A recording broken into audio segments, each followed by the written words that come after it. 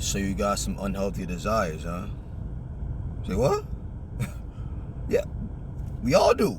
We got unhealthy desires. Desires that have led us to some very dark places. Dark thoughts in our mind. Unhealthy desires sexually. Probably the biggest one, in my opinion. Unhealthy desires with diet. Unhealthy desires with entertainment options. Unhealthy desires with where you go. There's a whole bunch of desires that our bodies have. Different reasons why we have those desires. Some desires are just built into it, just like genetically, passed down to us. Other desires is because of our choices that we have continually done over and over and over again, which has hardwired our brain to have those desires. So how do you override those desires, or at least significantly have the minimal? I'm gonna talk about 3 different things: exposure, information, reinforcement. I'll solve information first. You gotta get the right information in your mind to help you to have new data regarding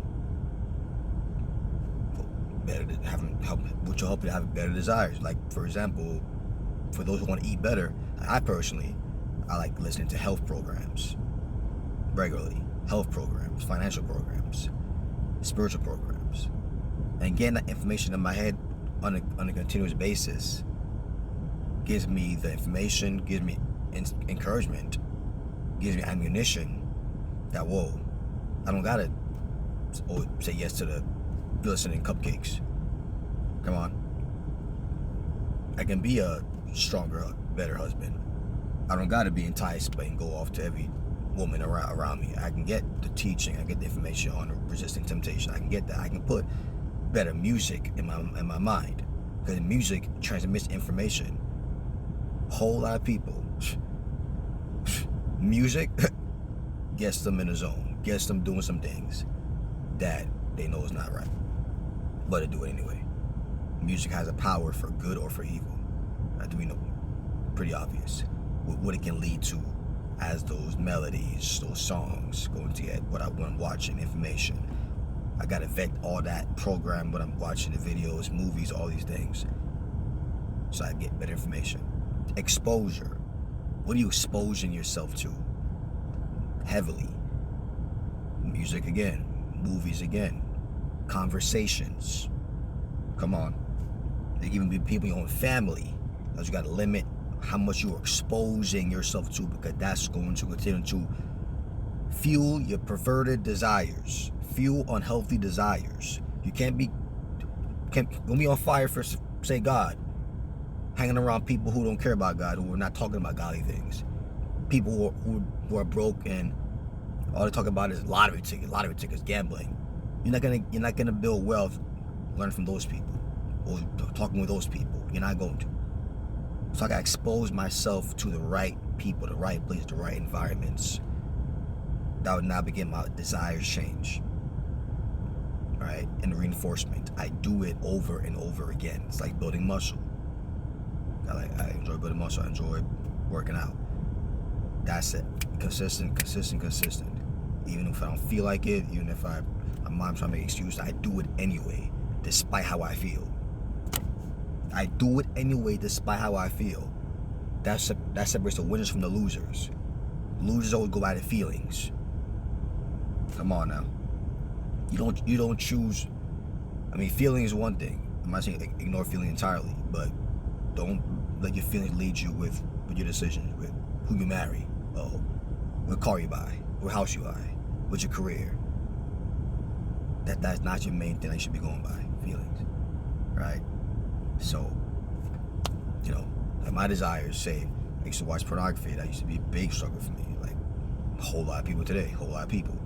Well, I get right information about, wow, women are a vessel for the Lord. They are God's creation. They're not just mere sex. They're not sex objects, although the world would say they are. They are God's creation to be honored, respected, right? Not just lusted after. Oh no. A lot of these people are sexually loose. They are been hurt. They've been traumatized. They're wounded, but they cover it up, mask it with sex appeal. Come on. Damaged. They're damaged. They're damaged. So why would I feed into that? Try to fulfill some lust, craving that's really not going to be fulfilled anyway by going towards that. No.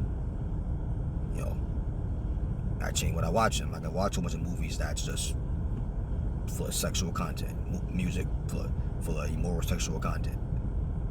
Tell me just use her, bang her, blah blah blah. No. All that's gonna feeding into the conversation with people who are talking about banging that one, sex to that one. No. Come on. So I know, of course, prayer, Bible study, going to church, going to the physical atmospheres that will give me information and inspiration so that my mind is not going elsewhere now. You know, am I saying there's never ever desire to watch porn ever again? I mean, for the most part, I don't feel it. I'm not saying never ever pops up, but I choose not to dwell in those thoughts, dwell in that. You know, I gotta avert my mind elsewhere, do something else. You know, work out, pray. You know, listen to something encouraging. You gotta be intentional, you know. So that's how it is. I like what James says in James 1 verse 14 and 15. But every man is tempted. How many? Every man is tempted when he is drawn away of his own lust or excessive unrestrained desire, or excessive desire. And you can tame your desires if you choose to, and enticed. Whatever that desire is for whatever it is. Then when lust has conceived, something's being brought forth. But it's like a pregnancy. Something inside is germinating. A baby germinating inside that uterus right there. How does it grow? Nourishment. Exposure. Come on, getting information from the genes. Come on. And it's doing over and over again as that baby grows, being reinforced, and now that baby is going to be brought forth. But when that excessive unhealthy desire, excessive sinful desire, when you feed into it, give into it, it's a sin. It brings forth sin, and sin, when it's finished, brings forth death. It can be the death of your marriage. Why? Because somebody gave into unhealthy desires. The death of your health, given into unhealthy lifestyle habits. Death of your finances, your investments, your career. You know, you got into a fight, coming in drunk. You're always late. You know, people don't want to continue to educate themselves. They lose financially. Death of your finances. Around the wrong people. Death of your intellect. Some people, man, they will put to death in brain cells. Hang around some people, you feel like a klutz. A lot of people out there, they're not smart, very smart with things. They don't want to learn and grow. You hanging around them all the time, death of your intellect, man. You don't know much of anything. Because while you giving into unhealthy desires, brings forth death. And of course, wrong. You do something real dumb and foolish, you end up actually dying, right? So people have a desire to want to murder somebody. Hatred is in there. All that, everything that's good or evil, desire. That's inner. That's in the soul right there, in the mind right there. And if you're not intentional to put better thoughts in there, better things in there, spending time doing better, positive things, you're gonna go towards death. So you choose death or life by what you're putting into your mind every single day, what you're around, what you're about, who's around you. You choose.